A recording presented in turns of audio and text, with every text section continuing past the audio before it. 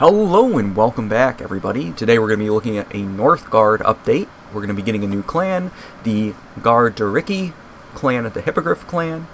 The art looks super awesome, so let's check that out. Like, the art of the Hippogryph here looks super cool. Let's go over to the special tree here. Can we up? Yep. So they have Furnace Mastery, Shared Flame, Flame Unleashed, which is all in, like, essentially the production tree, I want to call it. Then on the bottom we have Kindling Spark, in Ember of Prosperity, which is kind of like your money tree. I call that like the money tree. I call the top the kind of like the production for, it's generally like food, people, and all the other stuff. And the bottom is like wood and mostly gold, honestly. And then the top's, everything else. The middle is, military. So this clan's obviously going to be more based on production and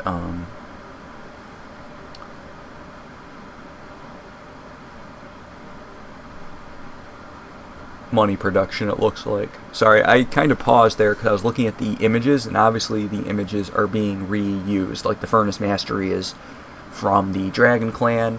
I believe the Shared Flames image is from the Rat Clan, and then I know that the Flame of the Unleashed on the very top there is from the Kraken Clan, because they're one of my old favorite clans. And Dragon Clan, I'm pretty tight with that clan too. They'd be my homies if I was in that world. But the Shared Flame, I'm not 100% sure, but I do believe that's the Rat Clan symbol with the bleed there, but I could be wrong. The rest of the symbols, I'm not sure if they're even unique or not. Anyways, pretty cool looking. So they're going to be a production clan. I tend to prefer to play like support production clans personally. Some people like very war heavy clans. That is not my playstyle. So this is cool for me. You can see there they have multiple furnaces in this picture, which seems to be a new building.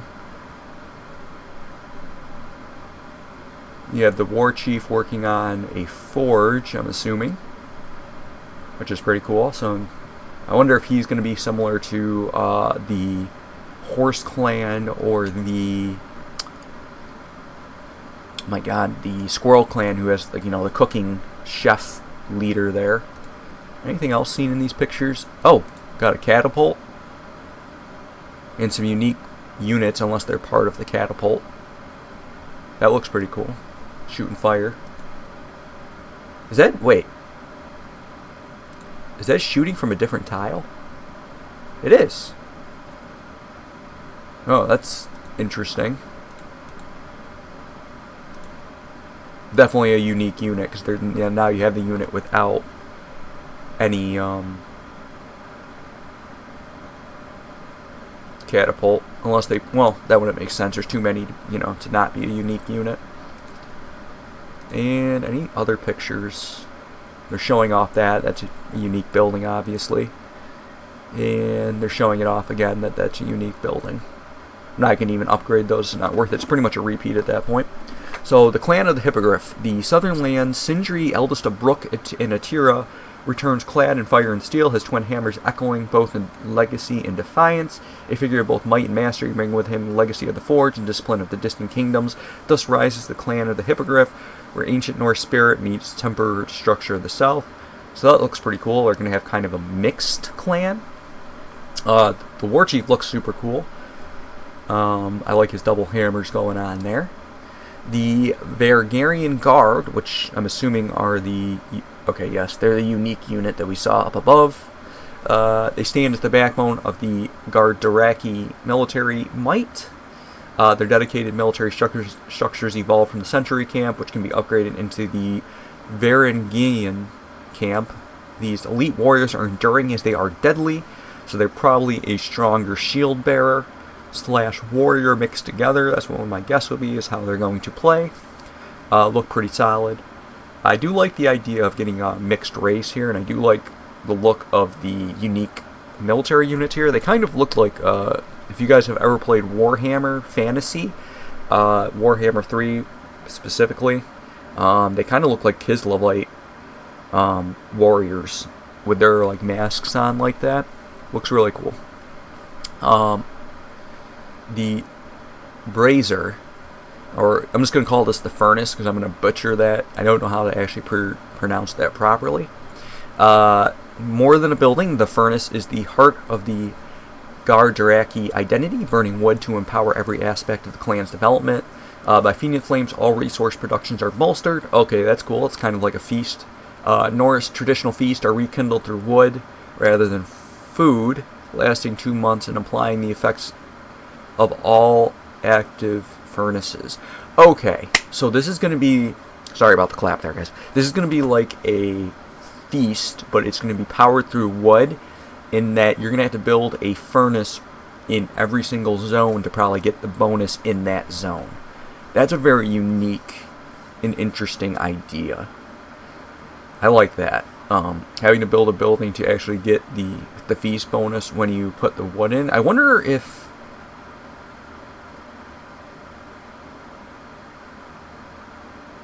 Okay, so you only would feed one and it would affect all. I wonder if the wood cost increases by how many you have in every other zone. Okay, so the forge. The forge is... Sindri's legacy as a craftsman is embodied through this forge, a specialized building used exclusively by him, which means you can't put another worker around there, which is kind of bad when you want to send him to the combat. Through it, he can gear up military units and forge the clan's powerful relics. Okay, so he can make relics and he can gear up at the military.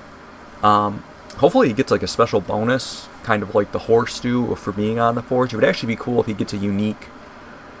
other than the relic, obviously, because those are unique, obviously, per clan in a sense, but like getting something unique to actually forge that kind of like helps all military units or something, like gives them all a buff, or helps all production. It would probably make more sense to give production a big upgrade, seeing as they seem to be like they're going to be a production clan. But that would be actually really cool if he was able to produce maybe like an all upgrade for all civilians to gain like a certain percent bonus that's much smaller than the rest, but then he can also stack that on top of one of their like singular upgrades as well. That would be a cool way of doing that. You could actually make it like free of iron, and then you could open up by crafting that. Would give like a 5% production to every unit or something. That'd be actually really cool. Anyways, the relic, forged in the heart of the clan's war foundry, the Hippogryph's relic unlocks a powerful catapult capable of striking enemy zones 1 tile away.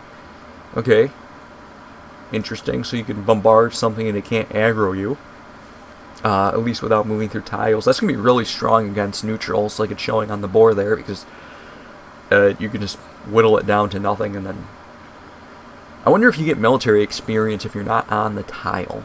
That's actually a good question. If it dies and you are not there, do you get the military experience still? Because if not, you just weaken it to about 1 hit, and then you just run your clan member in there and have the catapult hit it again. Anyways, though modest in range, its raw destructive force makes it a formidable sage tool, perfect for softening up defenses and pressuring opponents from a safe distance. Like, yeah, that seems insane.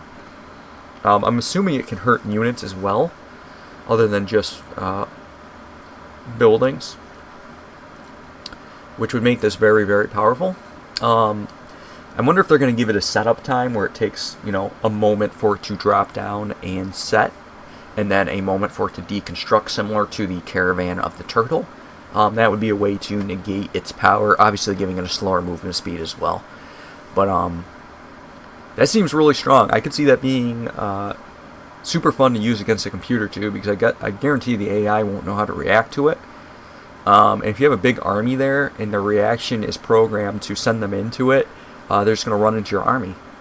So that'd be a very interesting thing with AI, kind of like an AI to figure out how the AI is going to deal with that situation. But I feel like if you're playing against a computer, you can probably manipulate them pretty good with that weapon.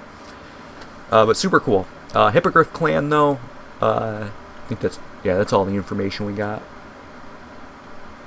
You can see the reveals down here. We're going over that right now. It's nothing new. Okay, so takeaways from this. Cool new guard unit. War Chief looks pretty cool. Oh, the War Chief, I think I just saw him. He AoEs there. Does he do an AoE? No, he just single targets. It looks like from the way he's swiping his weapons that he does like a big cleave in front of him, which would have actually been pretty cool if he had like a cleave in his setup.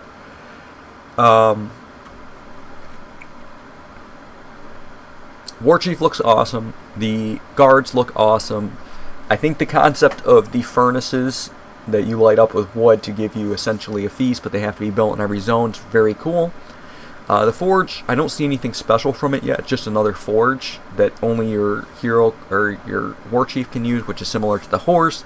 So, okay, hopefully they give something cool there other than just the new relic, which is a catapult, which just seems freaking broken. I can see this being abused. I feel like this is going to be a really strong relic. They're probably going to have to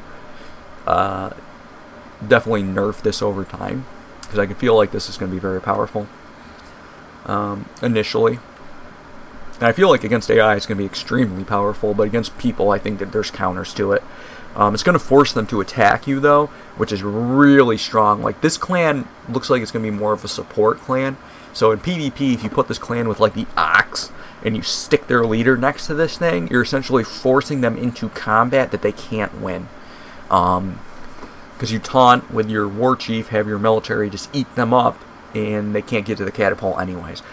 They would have to ignore the catapult, run around, and attack another territory that you or the Ox team member use to negate this effect. This is actually really... I'm already talking strategy, guys. There's so many ways to use this already. Like, I guarantee someone very intelligent is going to come up with a lot of good strategies for this, and it's going to make PvP change completely. This is like a game-changing relic right here. So I am excited about it. The Hippogryph clan in itself, like the animal, I don't really see what it has to do with the clan. I do like when they do the animal in a way that fits to the clan. So for me, this is very interesting because there's not much going on with the Hippogryph here other than the fact that they have a flying boulder that goes through the air, but that doesn't have wings and it's not a bird like animal. So interesting choice of creature to use with the clan, but I do like everything with the clan. I think the clan looks really cool. I don't know if a Hippogryph would have been like the choice though. I feel like a golem or something would probably have been a better choice. Foraging and rocks and all that, like having a golem as your crest would probably make more sense. But the Hippogryph is a cool mythical creature, and it does fit with the Kingdom clans specifically, as they were used on family crests along with lions and stuff back in the day. So it makes sense, like animal-wise, for the Kingdom, but it doesn't make sense with what the Kingdom does. Golems don't really fit with a sigil or a crest from the, the Kingdoms back in actual historic times that I know of. Anyways, guys, this is going to be released, it looks like, next month. I'll definitely be picking it up and probably doing some gameplay pretty short to the time when it comes out. I'm a big fan of this game. Obviously, this is most of my main content here. Not that I don't do other things, but I definitely really enjoy this. I've been playing a lot of Warhammer, too, lately. Warhammer Total War. That's why I saw these units, and I was like, wow, they look like those units in particular. Similar... Just the headpieces, I shouldn't say they're... It's not like they copied the design or anything. But they do look very similar. That's what it reminds me of. Anywho, I'll catch you guys in the next video before I rant on any longer. I hope you guys enjoyed, and I'll see you soon for hopefully some of this gameplay. Alright, later guys.